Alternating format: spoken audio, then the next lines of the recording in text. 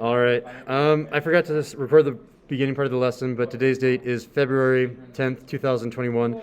I'm talking about the general process of buying a home. So far, we asked, are you ready? In general, you need a steady income. It can't be fluctuating around. If it does fluctuate, my general advice for you is have 6 to 12 months worth of income as a backup in case things go wrong. You want your debt to income ratio less than 36%. That is a snapshot of your monthly debt to your gross income. And you want to have good credit. How do you get good credit? You have a credit card now, ASAP. Once you have a credit card and you make monthly payments and you're not accidentally forgetting to make a payment, your credit score will go up. How do you get your credit score to go up? Another way, buy a car and go ahead and make regular payments on that. As long as you're showing that you have the ability to pay off big things, like a credit card or a car, that shows that you are a reliable person. They will lower your interest rate. Martine, yeah? How old do you have to be to get a credit card? 18. Or if you have a co-signer, you can be like 16 or something. All right, let's talk about affordability. I'm gonna go back to typing, it's faster. Affordability, I think that's how you spell it. So generally speaking, if I had to make, again, I'm doing the broad picture here. I don't know if eventually I'll do a lesson on the more specifics. I feel like the answer is yes. In general, just like for renting, you want this to be less than or equal to, I'll just say less than 30% of net income. I can't spell income. That means if you are making $100,000, $30,000 of that money is being put towards a house. All right, so what are all the pieces of buying a house? I'll be talking about these all individually in a bit, but let's write down a few. First is the mortgage, the total price of the mortgage, which is called the principal. Principal. Same spelling as Miss Sasson's principal, not principal, I think. Maybe I'm wrong on that. I should double check. I think it's principal like that. There's the interest that you'll be paying off each month. There's taxes that you're paying each year and when you first buy your house for the first time. There's house insurance, just like for renter's insurance, right? Sometimes you'll have an HOA, like I do. I have an HOA, I pay $500 a month. That covers damages on the outside. Oh, get him, policeman. Highway Patrol is going to get him. Anyway, I pay $500 a month, and that does all general repairs on the outside. Everything on the inside of my condo, I pay for. Everything on the outside, I pay an HOA. So generally speaking, if there's structure damage, like the gutter got ripped out by the ice, I don't have to worry about that. That's covered through the HOA. Snow removal, I pay someone to plow my driveway. That's called an HOA. Trash, everything is included in that HOA. I haven't talked about the other thing that we talked about for apartments, which is utilities. And there's probably a lot of other things like house repair. This list is really, really small, but I could make this a much more extensive. Just think every single thing that goes into buying a house, that needs to be less than 30% of your net income as a general rule of thumb. There are people nowadays that are doing really smart things, which is they pay 100% of their house at once. You can do it. If you and your, significant other are going to be renting and you're both able to put away $50,000 a year, in like several years, you're going to have enough to just put and buy a house, 100% of the house, and you don't have to worry about any of this. Guess what? Your principal is paid off. Your interest, you don't have interest. You have no loan. You paid off your house. Your taxes, yes, you're still going to have property taxes each year, but that's going to be super, super small compared to your gross income. How much do you pay for taxes for your condo? For me, I'm trying to remember. I think on my house, it's about $3,000 twice a year, so about $6,000 a year. $6,000 a year? Yeah. It's just property tax. And usually property taxes are like, 1% of your property price per year or something like that. That's about right. No. Well, that's not bad. So I lied then. I'm paying $3,000 a year because my house is $300,000. Oh, there you go. So $3,000 a year, yeah. That's not bad. All right, so that's the general how price works. Okay, let's talk about the specifics now. Let's talk about down payment. You bought a house, or you're about to buy a house. Down payment. And I also want to talk about closing costs. So, when you buy a house, you can choose how much to put down. As a rule of thumb, put over 20% down. I'll talk about that in about 10 seconds. Now, give me 2 minutes. But as I said before, you can put 100% down. You can buy the entire house outright if you are doing things really correctly. Because if you do that, you will never pay interest. When you are generating that money, when I said putting $50,000 away, that $50,000 is generating interest on your end. You are making money on your money, and then you can just put money down. That's the smartest way to buy a house if you can do it that way. But sometimes you can just put, most Americans today they'll pay between 3 to 20% down payment. Put as much down as you can reasonably afford, at least 20%. I'll underline at least 20%, because if you pay 20%, and that's kind of the next bullet point that I have down here, if you pay greater than 20%, you avoid private mortgage insurance. So I'm going to go back to typing so I can go faster. You avoid private mortgage insurance. What is private mortgage insurance? The bank, because you put so little down payment, are worried about you. So the bank just charges you what is called, it's insurance. It's in the name. It's insurance for the bank so that if you default on the loan, at least they got some money to begin with. And guess what? This money does not affect your principal. Again, principal is the word, that is the amount of money that you owe on your mortgage. Normally when you make mortgage payments, there's always money that's going into your principal. This is just a flat amount of money that you don't affect your principal. It's just adding an extra charge to how much you would have been paying for interest, which is really unfortunate. Right now, I am paying off a mortgage insurance because I didn't have this exact lesson. I wish I had this before. Even if I had it before, we had no choice. We had to buy. Next thing that I want to say is closing costs. Closing costs, oh my God, are insane. There are like a bajillion things that go into closing costs, but typically speaking, it's usually between 2 and 4, but as a broader statement, I'll say between 1 to 6% of property price. Just for closing costs. What is included in closing costs? Get ready for a bajillion bullet points. You have your appraisal. I cannot spell appraisal. How do I spell it? AISAL? Appraisal. There you go. Appraisal. What is appraisal? That is the official cost of your house. You pay someone to say, well, the roof is bad, so that knocks off this much money. They'll get a legit amount of money. It's not, when you look up on Zillow.com and say how much is the house worth, that is unofficial.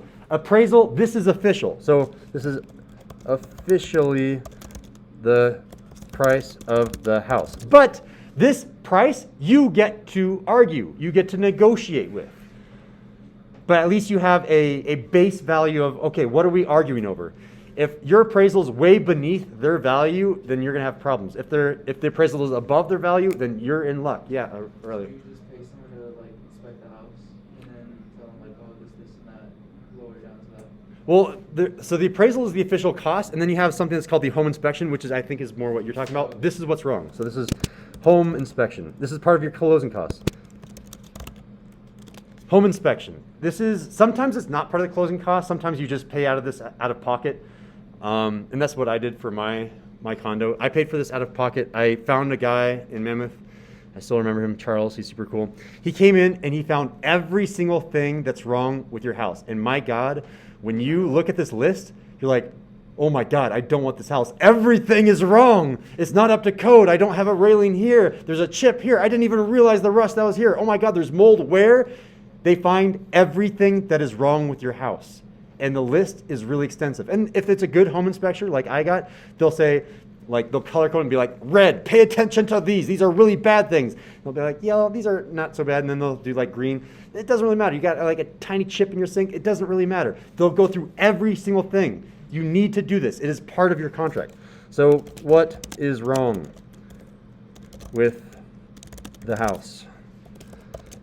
And at every step of the way, I should mention, you need to be hiring a professional.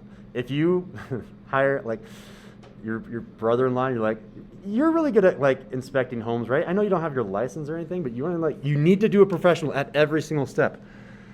Oh my God, okay, bullet points. Here we go. You need to look up the title. So title is more of like metaphysical. It's not like a piece of paper, but this is just generally who owns it, who owns the house. But more specifically, the important part is, are there any unpaid taxes on that property? Did they ever declare bankruptcy? Were there any paperwork error? Are there any problems that you need to be, like big problems that you need to be aware of? So I'll just type it in here, unpaid taxes, question mark, bankruptcy, question mark. How do you spell bankruptcy? Bankruptcy, question mark. Paperwork, error, question mark. There's a lot of things that the title should include, but again, every single bullet point here costs you money. You need to check these things. What's another thing that costs you money? Can I just make a list here? I'm going to make this faster. There's the application fee. I'll just say fees. Fees. Here are like a ton of fees. You have the application fee to get the house. You have the assumption fee. That only applies if there is a mortgage. Usually you're going to be taking over someone else's mortgage. So to transfer the mortgage, that's called the assumption. You have assumed the mortgage. There's attorney fees. There's prepaid interest fees. There's loan origination fee. There's a mortgage broker fee. This is like the tip of the iceberg. Like, I cannot explain, like, I had page after page in my receipt for my closing costs. Like, look at this. I'll come back here in a sec, guys. When I come over here and I just Google what are the closing costs, this is like the list that you get, and it's not an extensive list. So there are a lot of fees for closing costs, and it's annoying, but you have to pay them by law. It's not something that you can get out of doing. It does, yeah. Buying a house nowadays is a lot harder than buying a house 30 years ago. There's a lot more fees. All right, well, that's down payment, that's closing costs. Just know that there's going to be a lot of money that you have no real control over. Aside from your down payment, you get to choose how much you get to put down. All right, let's talk about the next piece, pre-approval. So this is a suggested step. So I'll say suggested. Suggested pre-approval. By the way, if you forget everything in the lesson today, I can tell you one thing to remember and you'll be set. The one thing that I'll tell you is when you get a realtor or a real estate agent, just get a professional real estate agent and they will walk you through every step of this process if you get a good one. I'll talk about that in a little bit, but as a general rule of thumb, you don't have to remember everything. I'm just giving you a preview of what you'll be seeing when you buy a house. Mm-hmm. Get a good one. Nicole Godoy, if you're watching this video, we're advocating for you. We're eventually going to be having a Zoom meeting with Mr. Godoy's wife. She's a realtor. That's her full-time job.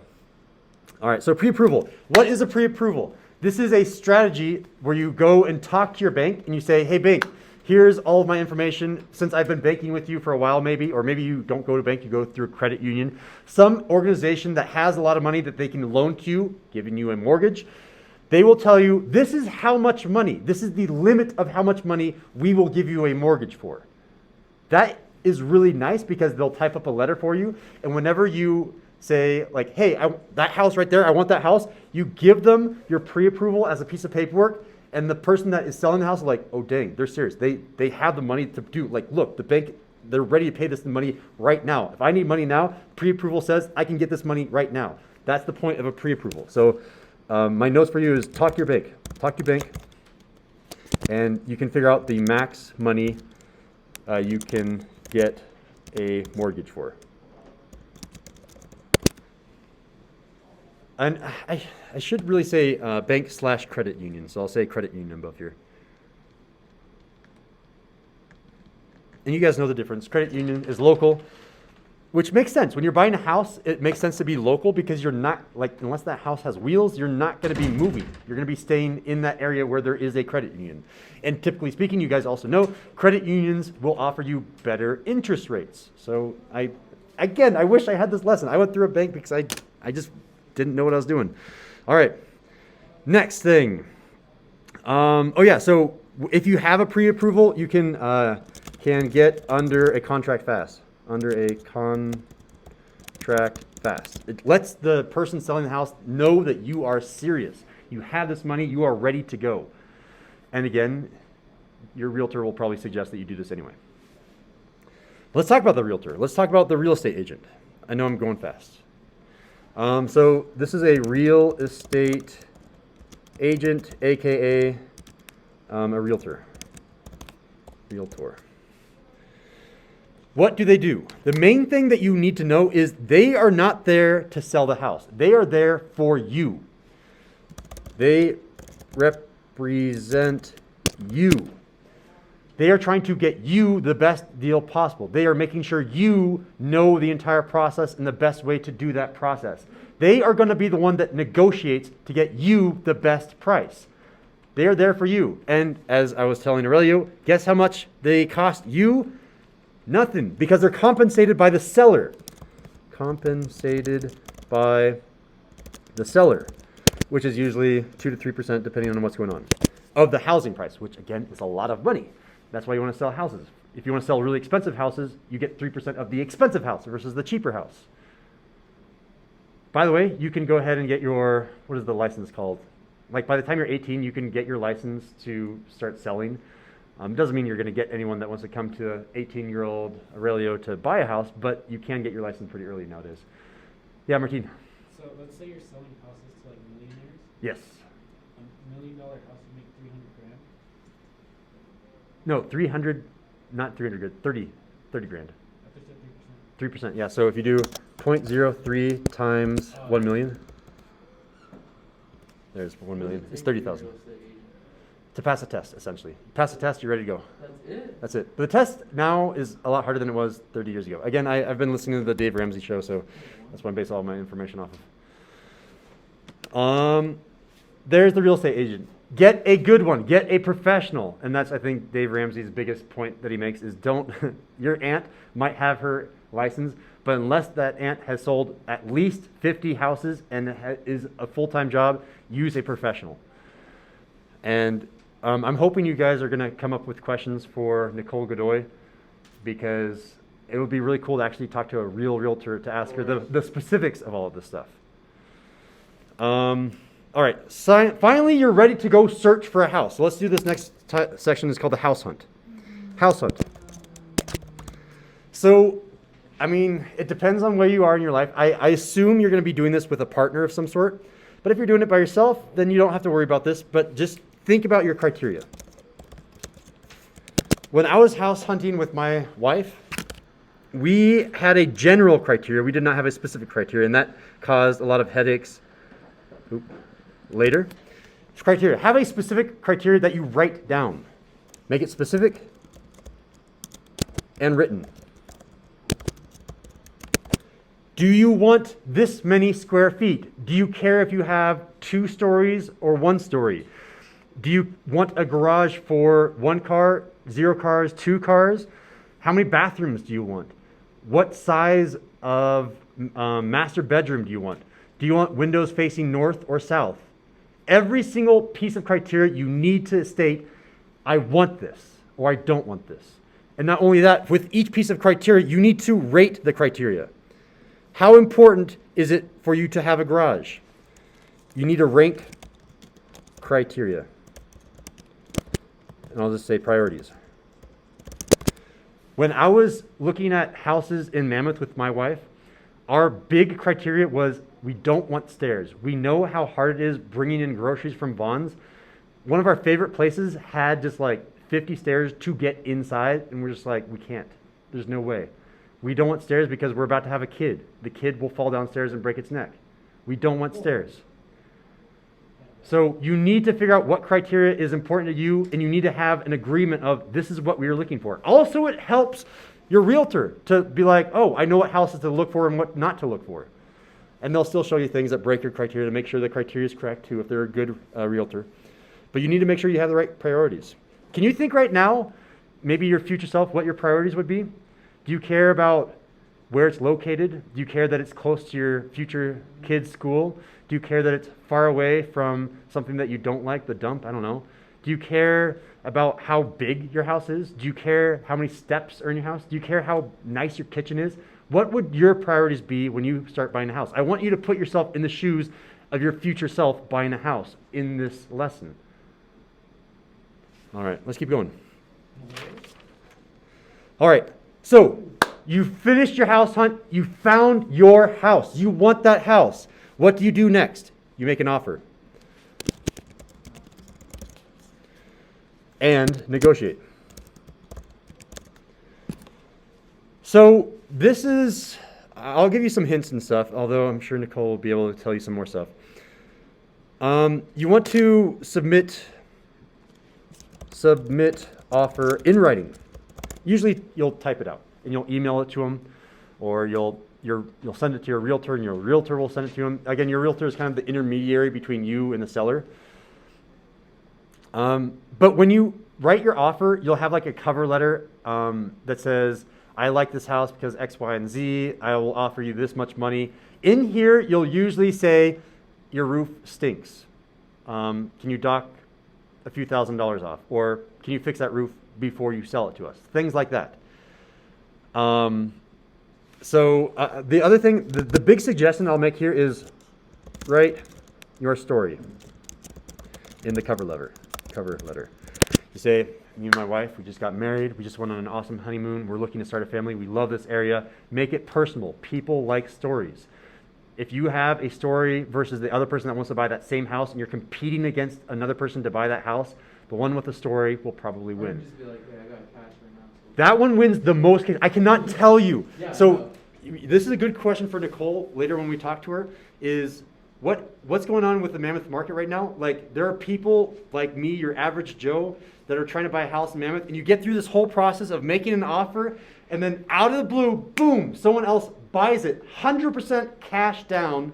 It always wins. It will always, always win over even a nice story because they've had that money. It's so nice to actually get a ton of money.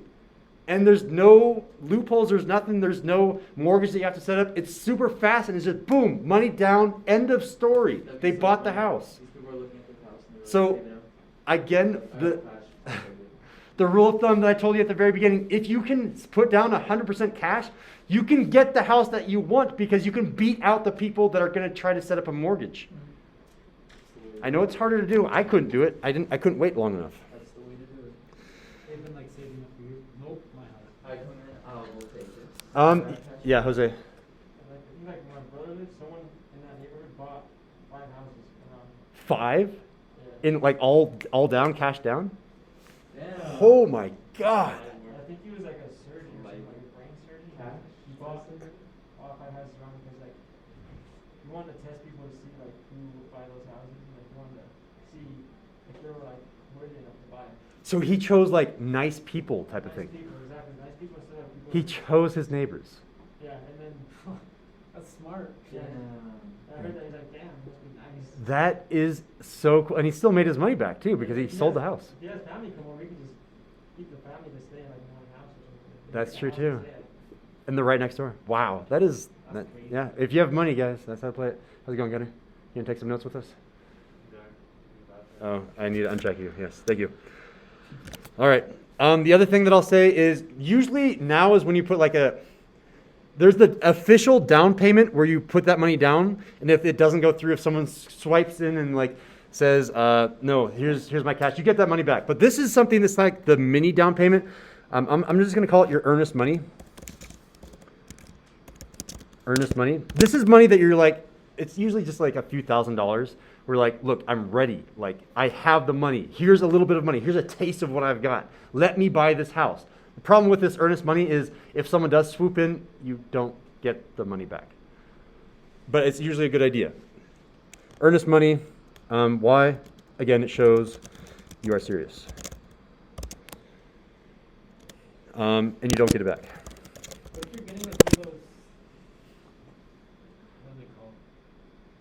It's like the houses you have to get delivered. A mobile house? That's what my brother did. I lived in a mobile house where it was delivered, so it's called a mobile house. Usually it splits it in half and then you deliver half at a time. Yeah. What if you're doing that? Can someone like swoop in and buy that for you? It depends on what it is. That's usually more of like an item. It's still a house, but you buy the house and then you have to pay a bunch of transportation fees. It's a lot. It's very similar though. That's what my brother did. All right. Okay. So this is one of the. This is the kind of it goes with making an offer and negotiating. I'm going to make its own category. It's inspection and appraisal. So I did already talk about this when I was talking about closing costs, but this is when it actually happens. It happens after you make an offer. So first, let's talk about inspection.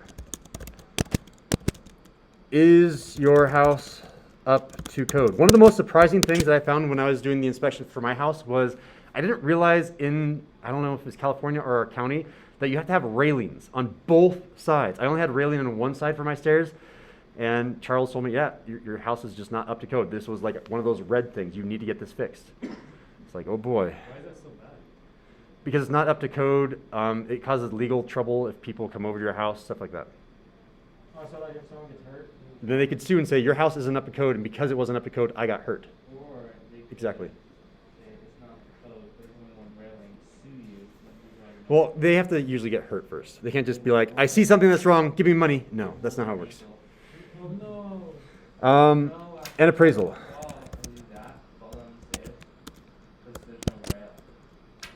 You guys know what appraisal is. But the point of both of these, now in the progress of our story, the point of both of these is to do the following. You can use it to do one of three things. Use it. Use your knowledge to do either one, you can change the offer amount, aka get a discount. Knock off $10,000. That roof is bad. I'm going to use that $10,000 that I saved to replace that roof. Or maybe I can do it for $8,000 and I'll make $2,000. The other thing that you could do is you could use it for credit, which is a little bit more technical, and I still don't understand exactly how it works. But it just means that when you actually get your mortgage, you get what are these credit points that affects your APR, your rate. Yeah. So what if you like go to a place? Let's say the house is 100,000. It's like I'll give you 90,000 all in cash right now. Yeah. If you like the cash discount, Yeah. maybe. Usually it's still going to be about the same amount of money. And then the third thing that you can get, which I do understand, is fix that roof before I buy it. Fix it before you buy. You can actually tell them, look, no one else is interested in this house. There's no one, I'm not competing against anyone trying to buy this house. And I'm not going to buy this house until that railing out on your deck is fixed. Because I'm worried that my son is going to fall off that railing and break his neck. And they'll be like, okay. And they'll like, maybe it'll be another month before you can move in there because they'll have to fix it. But that can be one of the conditions on you buying the house. All right. Okay. Final thing that we do. Well, I guess it's not final. I'll say it's the walkthrough. I'll call it the final walkthrough. This is when you get the seller to show you around the house. So typically, sometimes what happens in houses is they have furniture in there when you're looking around, so you can see what it would look like. But then when you're ready to buy, they take all the furniture out, and that's either because it was their own furniture, or because they actually paid a company to furnish it to make it look nice. Some cases you can buy a house furnished, which means you buy it with the furniture. But you have to be careful, because if they move the furniture out, what if they like put a hole in the wall moving a couch? This is you. You're going to go through a final walkthrough. Make sure there's no damage after moving. If you've never moved out of a place? Well, I'm just saying the person that has the furniture in that house, if they themselves move out and damage the place, this is the time to check for it. You still want to check these things. Because, again, if it's a brand new house, usually it'll be furnished with a company that just does fake furnishings to make it look nice. They'll still have to take those things out. And if they destroy a wall on their way out, check it. Other thing that you want to check for is that picture was hiding a giant hole behind it. Yeah, it happens. Check for these things. Wait, so can you touch like the furniture or no? Yeah, usually you sit down on the furniture. It's real furniture. What if the wall is blocking one of the walls? If what is blocking it? You know how there's a support that goes in the wall? Like the little wooden thing? Oh yeah. Like what if that thing is just like Yeah, you're not gonna be able to tell. then what if your wall just breaks out and nowhere? Yeah, that's up to you. It's all on you then. It's your house. You gotta fix it. You didn't catch it. You didn't catch it in your final walkthrough. It's on you. Not even that, there's the block missing on every row and it just falls down. One row and then take a row. So the final thing that I'll say for the walkthrough is have your seller show you everything. If you don't know where the light switch is to turn on that light, ask them. Because it's going to be really annoying for you to call them 6 months down the line like, hey, you remember you sold me that house half a year ago? Can't find blah, blah, blah. How do you do this? No, you ask now. You ask all of your questions right now. And in my scenario, the seller didn't live in Mammoth. It was his second home. So they never came out and showed us. For the longest, it took us over a year to find the light switch that turned on the closet light. We thought that the light switch was broken. No, you have to go inside the closet and it's like up here in this weird spot. And you click it and then the light turns on. Yeah, so make sure you know where everything is in your house. How do you turn off the water? If your water main breaks, where's your water main? Do you know where every single thing is? You have to predict what's going to happen in this house. What's going to go wrong and how do you fix it? And do you know where that is? That's kind of cool. Okay, now we're done. Now we close. This is the last thing that we're writing in the notes. Now we close. Closing means you're done. So, there's 3 pieces here. First, there's the closing disclosure. And I can simplify this for you guys. It's just the thing, it's a list. List of things you need to bring. You need to have this money. You need to have this signed. You need to do X, Y, and Z. It's just a list of, it's a to-do list to close the house. Next, number 2. This is the what people often don't do. Check your math. When you talk to your bank and they said they'll give you this mortgage and you checked the seller, does everything match? You do have to check your closing costs, each and every one of them. If your lawyer was charging you $60 an hour, $100 an hour, and they did it for half an hour, did they charge you $30? Did they charge you $60? Check every piece of the math. Make sure it adds up. These are humans. They will make mistakes. And the last thing I'll say is your settlement statement. This is basically just your receipt. You bought the house. There's your receipt. Check the math on there too. Check also. There's a lot of things to check at the very end. If you don't check it and you don't catch it and something's wrong, it's on you. They did their best. And congratulations, you now have no more money because your house broke. You're basically now in the position after you put that, remember, 20% down is a lot of money for houses. It's the biggest thing that you're going to buy. And you're now paying essentially rent, which is your mortgage. And typically speaking, you should get a fixed mortgage, so you pay the same amount each month. You can do a variable mortgage, which depends on the stock market. If the stock market goes up, you pay less money. I think it's inverse relationship, and it can fluctuate. The other thing, the really big thing, I'm going to just repeat what I've been hearing on YouTube. When you get your realtor, the realtor is going to be the one that negotiates for you. When you say, I think that we should take $15K off the house, they will be the one that makes that negotiation. They'll try to get that for you. But get the most professional realtor you can, because think about this. In a typical case, realtors make about a 1% error, just for like a really good realtor. What's 1% of $300,000? $3,000. That's the typical error. If you get a bad realtor, that mistake can be 5%. 5% of $300,000. Like, this is the biggest thing you're going to buy in your lives. Make sure you have as little error as possible. Make sure you have the best realtor as possible. That's how I'll close. In general, my summary is get a good realtor. They'll walk you through this whole process. Yeah. How do you know that's the biggest thing you're going to buy? Okay. That's a good point. When you buy your Island Martine, come back to me. Throw me a little bit of cash. I'll get down on my knees to collect the cash that you throw on the ground. What if I buy like that thing?